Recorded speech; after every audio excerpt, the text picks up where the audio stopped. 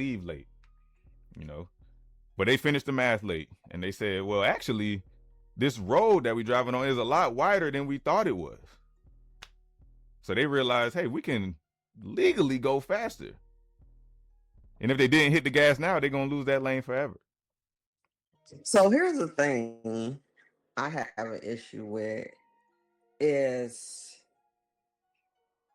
is this like a one-time thing, or is this some spending they want us to keep up with No, that's a every yeah. year? No, that's another point. And that actually kind of raises the stakes of this whole situation because this is the third school related tax bump in the last 18 months. So this ain't a one off. This is a pattern. It's a pattern of increases. And these small I want to increases. see their books. I want to see their books. Like 20, what are you doing with 25 million? And that's what I was We don't trying even to have find out. 20 Yeah. we don't even have 25 million people in the city of We Chicago. don't. We don't. And here's the crazy thing. So they're blaming, so they have a cash shortage. They had a cash shortage the last year or so. And they're blaming that because the county delayed the money that they were supposed to get from the tax collections from the previous year. So the money that they were But you supposed still to get got delayed, so they were at a tax deficit. Not a tax deficit, a budget but deficit. they still got the money. They got it late. So they still got it. Yeah. Well, but the delay, this is what they're claiming, that the delay is costing them $220,000 a day in interest. Because of the delay, they had to go borrow money. Right? They had to go borrow money from some entity, probably some bank somewhere. And the interest on that money is costing them $220,000 a day.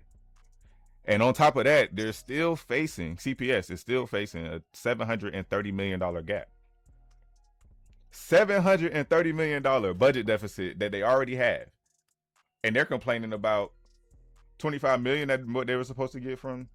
I don't get it, man. I really don't understand. But the real impact is the tax pressure that this is applying on the city, not just the city of Chicago, but also the suburbs, and not just the south suburbs. All right, the south suburbs, northern suburbs, west suburbs, going all the way out to probably Naperville. This could really impact, you know. So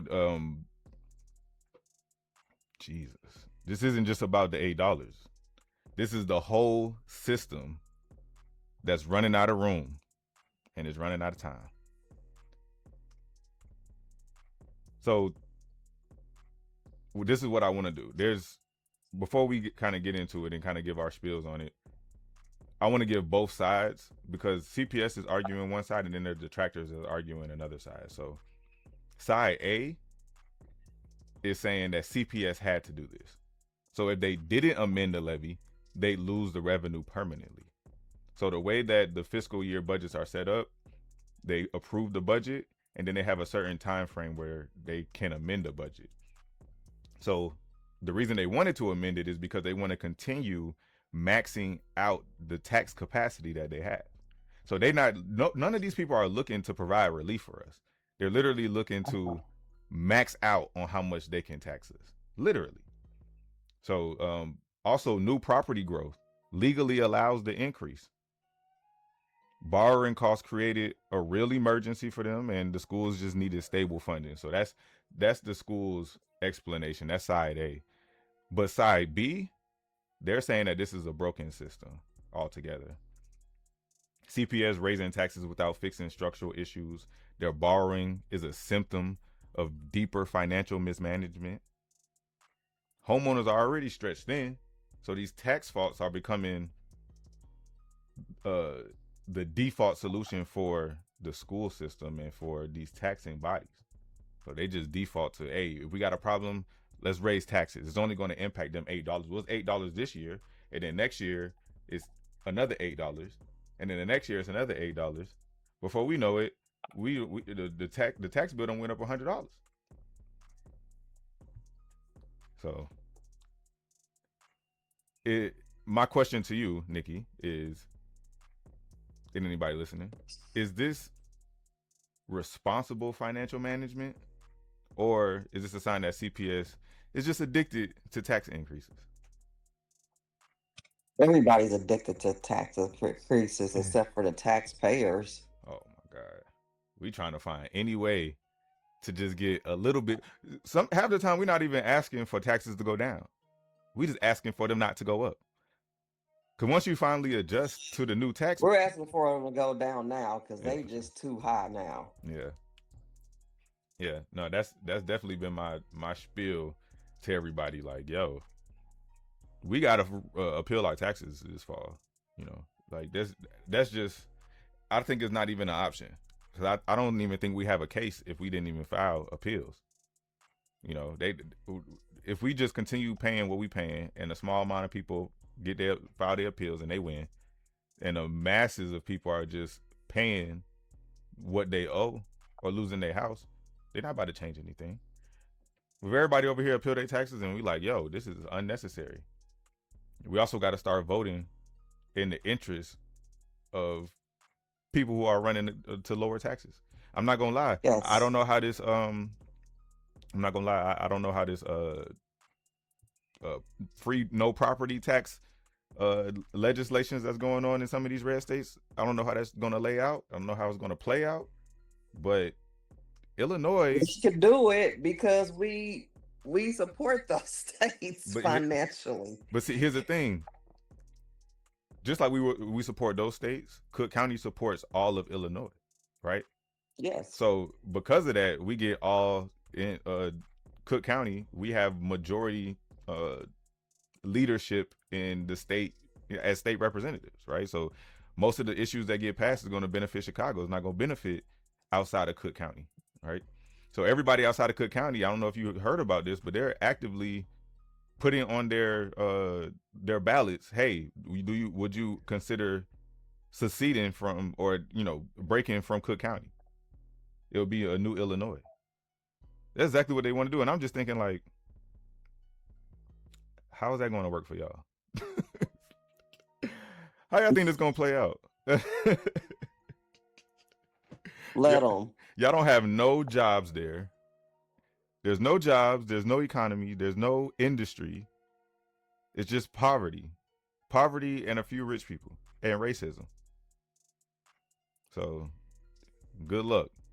New Illinois will just be Alabama 2.0 or Indiana without Indianapolis. Oh, with the lowest test scores in the nation, the lowest healthcare in the nation. I was watching a documentary and it was talking about how not everybody, but the masses of people in Indiana were just Southern white people. After all the, Jim Crow and stuff, they just moved north to Indiana. That's why Indiana looked the way it looked. Because that ain't nothing but Southern, Dixie flag waving KKK members. For real, that's all Indiana is. Isn't that where the KKK started? I don't know if it started in there. Tennessee. Yeah. It started in Tennessee. But they made their way there, and they still there. And people don't be thinking about that. I think people that's from the north that just spend a lot of time in Cook County, they don't think about that. But I'm like, nah. I think no, I'm good. Why don't you get your license in Indiana? For what? I don't even want to go into Indiana. I don't even want to go into Indiana, if I'm being honest. I don't even care if it's Gary, Hammond, right across the border. I don't care where it's at. Because you still got to get there and you got to get back. I seen Michael Jackson's house once and I'm good. All right, but when you look at the pattern, the borrowing, the long-term impact, do you see this as a necessary move for the school system? And what does this mean for affordability going forward? Yeah, that's my thing. What's this look like going forward? Like, do they find this and that we don't have to pay any more taxes because they just found some money? Or what I'm still not completely understanding. So they didn't find money. They found more opportunity to tax. Yeah. And so property growth went up more than property growth and new properties that were made, like new taxable properties, that it ended up being higher than they projected. So they projected one number, but it became a lot higher. The actual number was a lot higher. So they came back and was like, oh, we could actually make $25 million if by taxing these people. But it's not higher taxes per individual. No, they raised the curtain of the threshold that they can tax. So there's a max that they can tax, and they weren't taxing the max. Now they maxed it out. So that's where the extra $8 a month for a $250,000 house comes in at, and that's estimated. I would bet that it's going to be localized for sure. Like there's going to be communities on the south side that are not $250 that's getting taxed more than $8, and there's going to be communities on the north side that are well over $250 that aren't getting taxed to $8, not even the $8. So I don't like it. I don't like it. I don't like it at all. But audience, drop in the comments. Do you think CPS made the right call? How are taxes shaping your decisions about where you want to live? Is this going to guide you? Is this going to cause you to move out of the city and move into the suburbs where taxes are even more crazy? That would be dumb. This is why people move into Indiana. That's stupid too. That's all the way out of the way. Here's the thing about Indiana. There's only like one way in and one way out. And if a snowstorm hit, you're trapped. It's a wrap. It's a wrap. So no, I'm good. All right, y'all. Well, whether you're in the city or the south suburbs, tax policy shapes affordability. And we'll keep breaking it down so that you can make smarter decisions. All right, y'all. If y'all need help with anything, make sure y'all drop it in comments. We'd be glad to help you. If we were wrong about anything, make sure you let us know that we were wrong. All right. Yeah, we're not egomaniacs. Yeah. I can be wrong. I can be wrong. This is just the fact of the matter is that I'm not that often wrong. I can be wrong, but I don't think that's something that just happens all the time, you know. Take that back. Michael's an egomaniac. That's good. You got to be confident, right? You got to be confident. I ask my son all the time, like, are you asking me or are you telling me? Like, hey, you know, what's this? He'll be like, XYZ? Like, are you asking me or are you telling me? Bro? Like, do you know the answer or don't you know the answer? You got to be confident that you know the answer, right? Hey, Mike, I also forgot to tell you. We just celebrated our 20-year wedding anniversary. Oh, happy anniversary. See this picture of me and this guy here. Yeah. Where my hand claps at, man? I can't even find my hand claps. Here you go. Happy anniversary. I wish you guys 20 more years.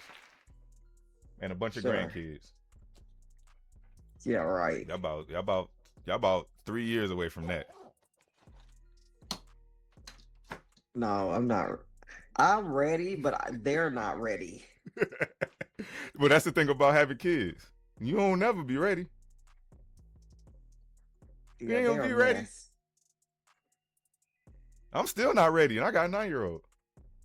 My son don't even date. Not to you. All right, hey, what we got? So we getting into Nikki Unfiltered. This is where we do